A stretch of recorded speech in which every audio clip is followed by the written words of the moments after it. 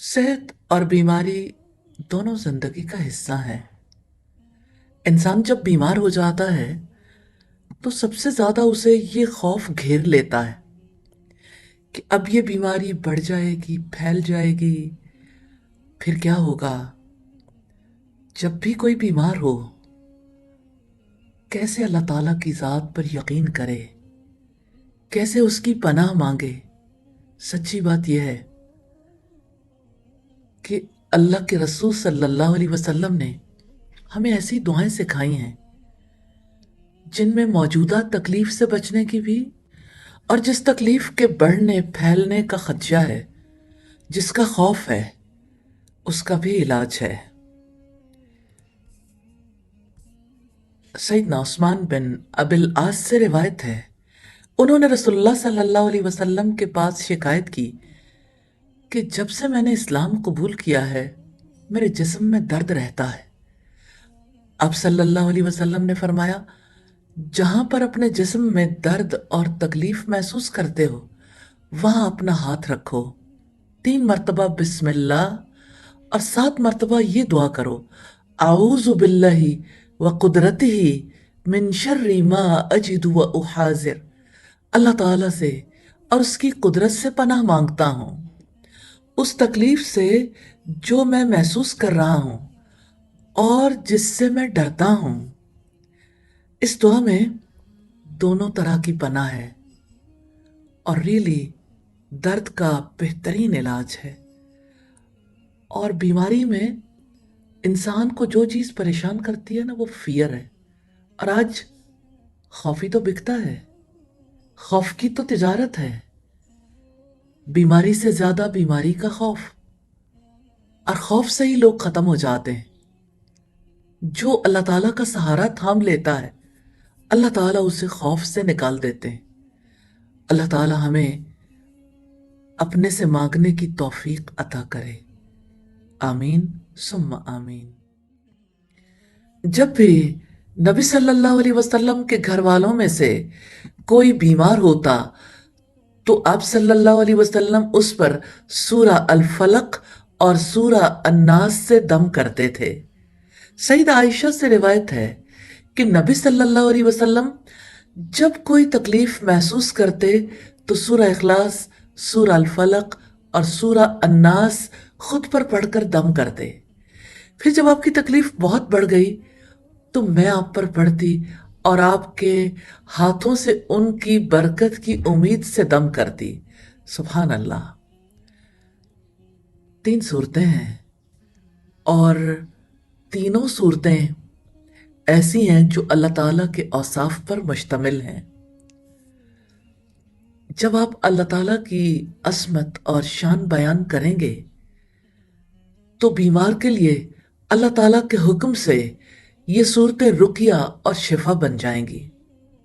इन सूरतों के बारे में कई अहादीस आई हैं और बड़ी तासीर है सूरा अल फलक और सूरा नास में, खास तौर पर ऐसे इंसान के लिए जिस पर जादू किया गया हो या नजर लगी हो। अल्लाह ताला हमें कुरान मजीद से जिस्मानी, रूहानी और फिक्री शिफा हासिल करने की तौफीक अता फरमाए। अल्लाह ताला से दुआ कर लें, दुआ इबादत बन जाएगी और दुआ से जिंदगी अल्लाह ताला की यादों से इबारत बन जाएगी और दुआ से इंशाअल्लाह सेहत और आफियत मिल जाएगी। अल्लाह ताला ऐसा कर दे। आमीन सुम्मा आमीन।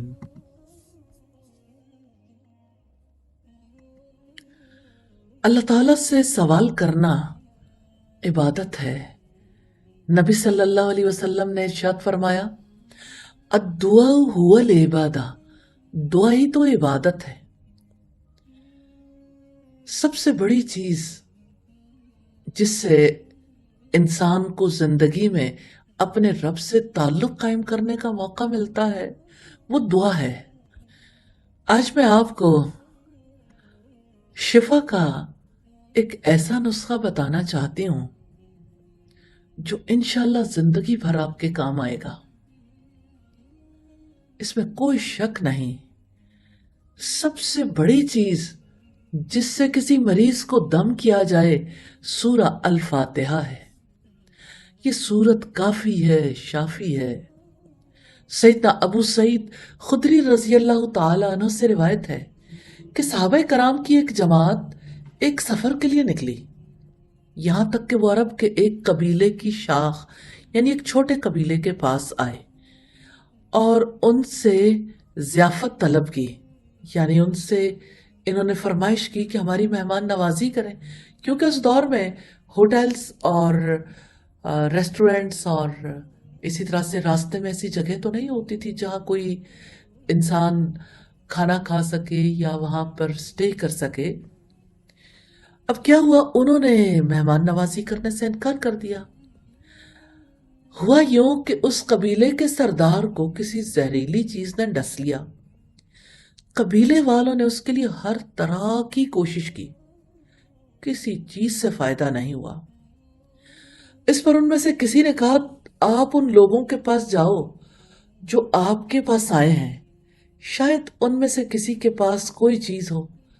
پھر وہ صحابہ کرام کے پاس آئے اور کہنے لگے، لوگوں، ہمارے سردار کو کسی زہریلی چیز نے کاٹ لیا ہے، ہم نے تو ہر طرح کا علاج کرنے کی کوشش کی ہے، کوئی فائدہ نہیں ہوا، کیا آپ لوگوں میں سے کسی کے پاس کوئی چیز ہے؟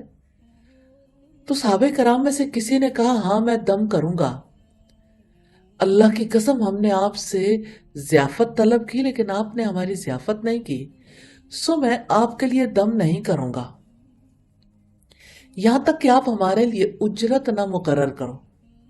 تو انہوں نے ان سے بکریوں کے گلے پر مصالحت کر لی۔ اس صحابی نے اس مریض پر سورہ الفاتحہ پڑھ کر دم کیا اور اللہ تعالیٰ کا کرنا ایسا ہوا کہ مریض بالکل ٹھیک ہو گیا، ایسے چلنے لگا، اسے کوئی درد ہی نہیں تھا۔